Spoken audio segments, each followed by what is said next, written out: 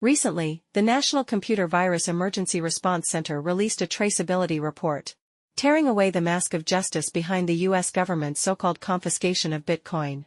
Report confirmed. In the name of Chen Ji, chairman of Cambodia Prince Group, 127,000 Bitcoins. Market value is approximately $8 billion. Not collected in accordance with the law. Instead, they obtained it illegally by hacking the Lubian mining pool.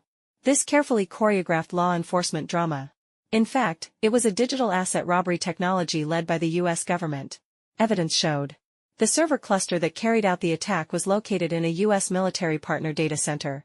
The attack link is highly consistent with the app organization traced by the U.S. Cybersecurity Agency. This compound method of forging law enforcement documents and cyber attacks, exposing the essence of the United States turning technological advantages into tools of plunder.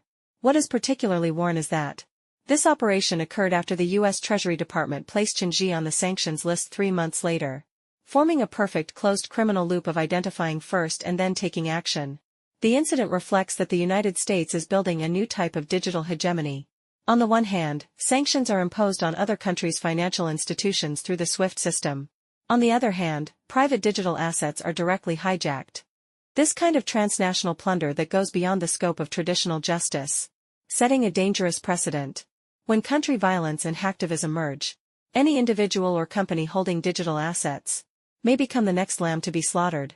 What is even more intriguing is that selective law enforcement and justice by the United States.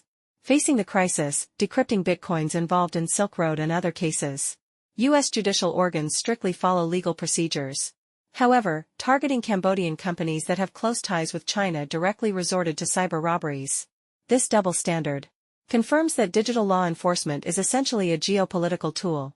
The so-called neutrality of blockchain is vulnerable to state-level hackers. This incident has sounded 3 alarm bells to the world. First, cryptocurrency storage must be separated from U.S.-controlled infrastructure. Secondly, the international community urgently needs to establish a convention on cross-border law enforcement of digital assets. Finally, countries should accelerate the deployment of central bank digital currency to get rid of the potential risks of the current cryptocurrency system. When the Matrix started wearing police badges, it's urgent to establish independent and controllable digital sovereignty.